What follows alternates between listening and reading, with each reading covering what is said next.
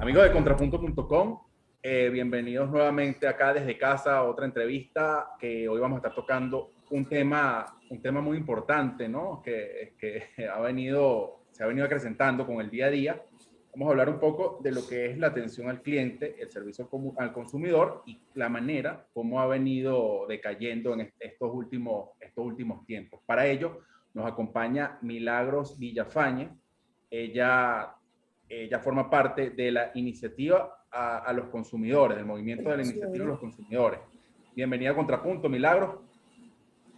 Bueno, gracias a ustedes por invitarme a este importante programa. Gracias. No, muchísimas gracias a ti, Milagros. Vamos a comenzar conversando acerca de esto bueno, vamos a entrar de lleno en el tema. ¿Por qué ha caído tanto la atención al cliente en Venezuela? ¿Por qué disminuye la calidad de atención al cliente en Venezuela? ¿Cómo has venido viendo este tema, no? Sí, bueno, ha caído desde hace algunos años, no solamente respecto a la pandemia, que ahora la situación es peor, sino que desde hace unos años se vienen deteriorando en general casi todos los servicios públicos, mucho por falta de mantenimiento, otros por falta de inversión en los mismos. Por ejemplo, en el caso del transporte público, no ha habido inversión, entonces por supuesto las unidades ustedes la ven en todas partes que son antiquísimas, no hay renovación de las unidades, no hay crédito tampoco a los conductores para adquirir nuevas unidades. En el caso de la electricidad, bueno, ya sabemos que los apagones vienen desde hace algunos años porque no hay mantenimiento. Hay equipos que tienen que comprarse en Europa, en el continente europeo, y para ello hay que mandarlos a elaborar con años de anterioridad, y eso no se ha hecho, entonces por eso es que hemos tenido tantos apagones. En el caso del gas también, por falta de todo lo que es la inversión en el terreno del gas, el mantenimiento de los gasductos, y también hay hasta una irresponsabilidad por parte del Estado que no es que la gente no quiera pagar. Por ejemplo, en el caso del gas corriente, el gas que llega por tubería, hay algunos lugares de Venezuela donde ese gas no se está cobrando, porque hace como 2 años, cuando la empresa privada, pues que estaba surtiendo el gas por tubería, quiso aumentar la tarifa, entonces los consumidores se opusieron, o sea, dijeron que era muy alto el aumento, y el gobierno, la decisión del gobierno fue paralizar el pago. Resulta que esos usuarios tienen 2 años sin pagar gas. Imagínate. O sea, se está pagando de gratis. Entonces, ¿de dónde sale el gas? Y hay personas que tienen que caminar kilómetros para poder adquirir una bombona de gas a $5 o $2, ¿no? O sea, que es una cosa absurda. Milagros, ante este escenario tan negativo, ¿qué hace el usuario? ¿Qué puede? ¿Está desprotegido totalmente? ¿O no tiene nada? Está desprotegido está protegido totalmente, y no es porque no hayan leyes al respecto, porque en la ley incluso la Constitución de la República, en el artículo 117, incluye los derechos a los usuarios, a los consumidores, y comienza precisamente el artículo hablando de los servicios públicos, bienes y servicios públicos. Y el artículo exactamente dice que, bueno, que todos tienen derecho a los bienes y servicios públicos de calidad, que además tienen que ser continuos, tienen que ser igualitarios, y que además el gobierno tiene que tener las medidas necesarias para cuando esos servicios se interrumpen o hay fraude, los consumidores usuarios puedan ser resarcidos. Y que además tienen que tener derecho de información sobre diferentes modalidades que existen. Por ejemplo, en la mayoría de los países los servicios públicos están liberados, es decir, el Estado tiene el servicio público, pero también la empresa privada también presta esos servicios, pues, por ejemplo, la telefonía, el gas, la electricidad. Entonces las personas tienen la opción de escoger entre diversos servicios para su beneficio. En el caso de Venezuela es difícil, o sea, prácticamente está monopolizado. Milagros, el Estado. ¿Y te parece que ante esta situación hay una especie de aprovechamiento también? Te pongo un ejemplo. En el caso de la telefonía, antes teníamos, hace muchos años, teníamos un internet básicamente estable, ¿no? Ante esta realidad, surgen otras operadoras privadas que elevan sus precios, no lo avisan, o sea, simplemente amanece y ya se elevó el precio. Y no hay dónde elegir, porque si te vas a la empresa pública, no funciona, simplemente no sirve. Si te vas al privado, necesitas tener esa cantidad de dinero para pagarla sí o sí y no te dan otra alternativa. Y elevan, y ahí es donde yo digo el abuso al consumidor y al cliente, tanto de parte pública como de parte privada, porque si no lo pagas simplemente no tienes derecho a elegir, ¿no? No tienen. El internet prácticamente es un derecho universal, es un derecho a estar comunicado, y más hoy que precisamente las comunicaciones son vía internet. Entonces todos tenemos derecho a eso. Pero en Conatel, que supuestamente es el único servicio que tiene un ente regulador, que es el caso de Conatel, porque los demás servicios no tienen entes reguladores. Y las leyes de los servicios establecen que todos los servicios deberían tener, la ley de protección del consumidor establece que todos los servicios deberían tener un ente regulador. Sin embargo, con todo y que existe Conatel, está pasando lo que tú dices. Es decir, que aquí las empresas privadas de televisión por cable, internet, les da la gana de aumentar el precio cada mes y tú no tienes más remedio que pagarlo porque además ellos ni siquiera te avisan, ¿no? Exacto. Pero en la ley de telecomunicaciones existe un artículo que dice que cuando se va a aumentar un servicio público, cuando se va a aumentar el servicio de telecomunicaciones, debe ser consultado la comunidad o el usuario. Okay. No solamente ahí entra el papel del Estado, sino la empresa privada, en el caso que sea la empresa privada, y los consumidores tienen derecho a saber que va a haber aumento de tarifas, y eso va como una especie de audiencias públicas. Okay. En otros países existen esas audiencias públicas. En Venezuela se estableció en un momento en la ley que existía la audiencia pública, pero eso no se ha cumplido, y eso se puede hacer a través de los municipios. Entonces, aquí la ley que rige Conatel precisamente no funciona. Y la ley de telecomunicaciones tampoco funciona, aun cuando tiene incluida esa figura de que los consumidores tienen el derecho de participar en las políticas de precio del servicio, es decir, tiene derecho a opinar. Okay. Y además que los precios para ser aumentados también tienen que tener un tiempo donde se te va a avisar que se va a aumentar el servicio, no puede ser de un día para otro. Realmente nosotros aquí estamos desasistidos en relación a todo lo que es los servicios de telecomunicaciones por lo mismo, porque hay mucha especulación y porque el gobierno no hace nada. O sea, tiene un ente regulador que no sirve para nada. Claro. En el caso de la electricidad no hay ente regulador y la electricidad prácticamente es pública, o sea, la tiene el Estado. En el caso del gas lo mismo.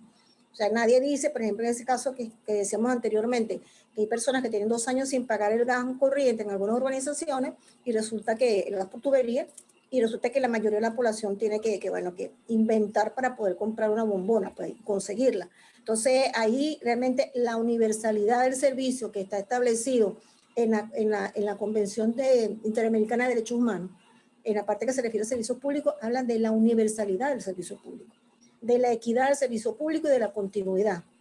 Milagros, y esto genera a su vez una especie de impunidad, ¿no? Porque al final todos terminan haciendo lo que les da la gana.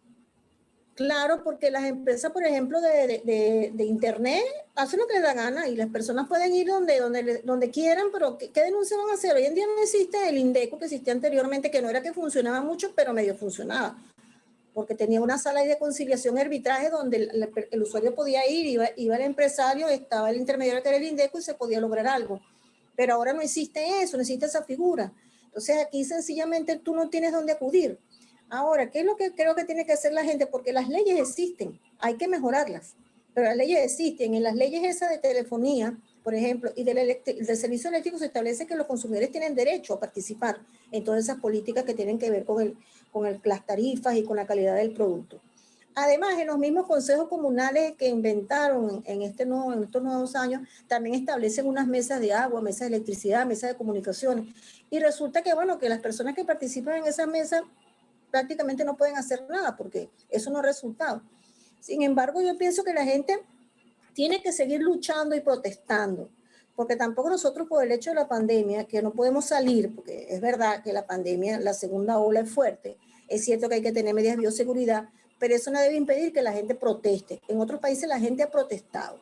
Si no podemos hacer una manifestación pública, bueno, que vaya una comisión de diversas comunidades que vayan al ente correspondiente, el servicio público, y pongan la queja, que se vea que la gente está brava, está disgustada con eso, que la gente haga su pancarta, que tome la calle, la avenida, lo que sea. Eso hay que hacerlo, porque no nos podemos quedar tranquilos ante tanta impunidad.